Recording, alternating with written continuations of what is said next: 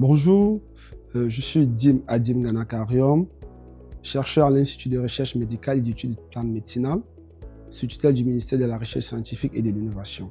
D'un côté, je suis également président de l'Organisme pour la santé et l'action sociale. Depuis 2020, que nous avons fondé cette organisation dans le but de promouvoir l'accès aux soins de santé primaires, l'éducation. Nous organisons depuis 2020 des campagnes de santé pour des populations vulnérables. Aujourd'hui, nous sommes déjà à une 3e édition. Cette année, ça sera la 4e. Et nous pouvons estimer à environ plus de 10 000 populations touchées par nos activités. Surtout environ 1 000 à 2 000 enfants qui ont subi des circoncisions et également qui ont eu des dons scolaires pour la promotion de l'éducation dans le septentrion. Nous faisons également dans l'accompagnement de jeunes filles mères et orphelines pour les permettre une insertion professionnelle, les capacités également dans d'autres domaines, surtout sur le leadership et l'entrepreneuriat. Et à ce jour, nous sommes toujours dans des perspectives, dans la recherche d'une nouvelle vision pour pouvoir émerger et permettre également aux localités des zones les plus défavorisées d'avoir l'accès à l'éducation et à la santé. Déjà en 2019, lors d'une campagne scolaire avec des amis, fraîchement sortis de l'université, nous avons voulu faire des actions sociales pour pouvoir aider nos communautés vulnérables. Nous nous sommes rendus compte que beaucoup d'enfants dans nos communautés qui étaient le plus souvent âgés entre 5 et 17 ans n'avaient pas été circoncis à la naissance. Et nous avons également constaté plusieurs cas de maladies et nous nous sommes dit qu'est-ce que nous pouvons faire pour participer au développement de notre pays. En ce moment, nous avons mis une équipe sur pied appelée Mille et Réflexion. Nous avons mis sur pied l'Organisme pour la santé et l'action sociale pour pouvoir intervenir de façon efficace, coordonner des activités pour permettre de mettre une stratégie sur pied pour pouvoir aider nos populations et promouvoir un développement socio-économique pour lutter contre la pauvreté.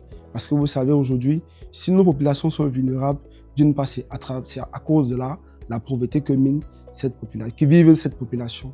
Et si aujourd'hui nous arrivons à promouvoir l'éducation, à amener les jeunes à fréquenter, à être les leaders de demain, nous sommes sûrs que nous allons combattre la pauvreté à travers cela.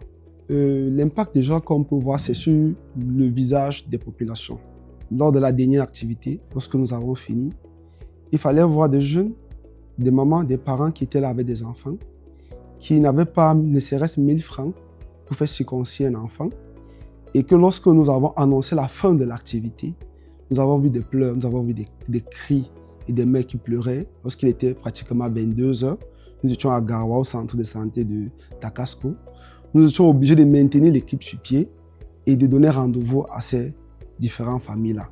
Cela montre à suffisance que l'impact de notre présence, malgré le fait que nous n'arrivons pas toujours à pallier à ce besoin, parce que, comme vous le savez, il est difficile, si nous voyons bien les statistiques, de l'accès seulement aux ressources financières de nos populations. Nous pouvons comprendre comment est-ce qu'une femme, aujourd'hui encore au XXIe siècle, dans un pays en voie de développement, une femme ne peut pas subvenir aux besoins de la circoncision de son enfant. Ceci montre à suffisance que nous avons encore beaucoup de travail à mener. Mais à travers cela, nous pouvons déjà voir l'impact. Je vais dire merci déjà à Denis et l'Enora Forestia Foundation pour cette opportunité. Lors d'une section hier qui portait sur les stratégies pour l'autonomisation des équipes, ce qui m'a permis également d'acquérir de nouvelles bases, de nouvelles compétences pour pouvoir réorganiser, revoir la vision de notre équipe, pour redynamiser l'équipe et permettre à ce que nous puissions maintenant essayer de voir un peu plus haut.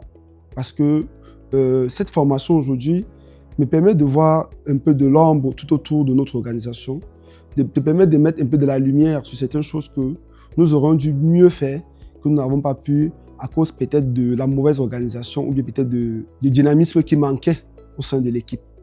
Déjà, je dirais que dans toutes choses que nous faisons, nous devons mettre du cœur. Et nous devons savoir que nous sommes dans un monde où nous sommes d'abord au service des autres. Et quand nous sommes au service des autres, nous devons rester humbles.